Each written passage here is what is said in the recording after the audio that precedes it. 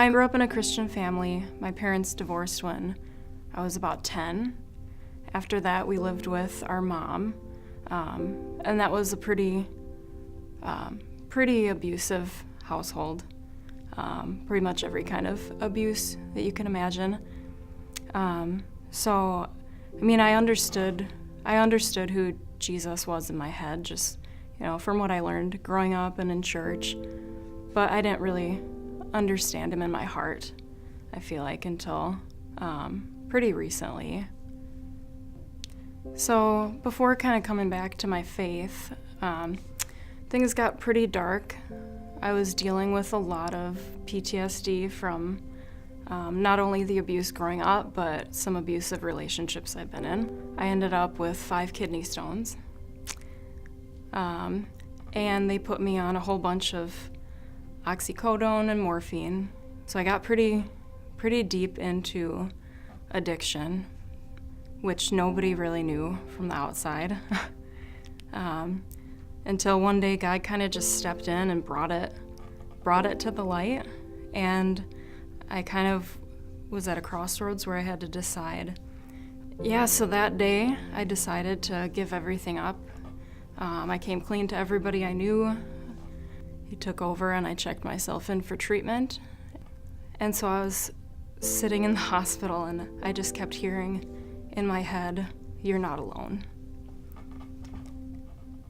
And that's really what got me through. So from that moment on, I feel like I finally understood Jesus in my heart, and I just kept thinking, after all the horrible things I had done, that he had died on the cross for me and for people like me. And it's amazing. And I just want to live my life for him, and because of that, because of what he's done. Since I put my faith in Christ, everything in my life has changed. Things I didn't think could ever change about myself.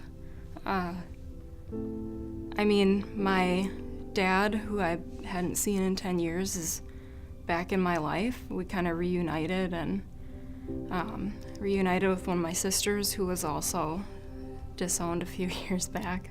And it's just been beautiful what God has done. It's amazing. I have joy and contentment, and I've never had that before. I don't fear the things that I used to anymore, because I have Jesus, so what do I have to be afraid of? We always think about, Jesus died for everyone, but if it was just me, he would have done it still. And that's what's amazing, is just that he loves us that much. And I've never had anyone in my life love me that much.